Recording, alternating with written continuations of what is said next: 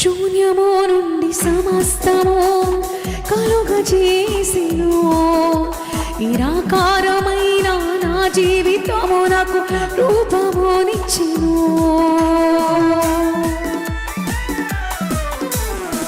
శూన్యము నుండి సమస్తము కలుగజేసెను.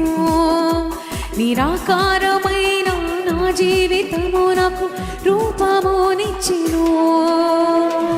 ఈసిన సర్వము, ఈసిన సమస్తము, ఈసిన సర్వము, ఈసిన సమస్తము.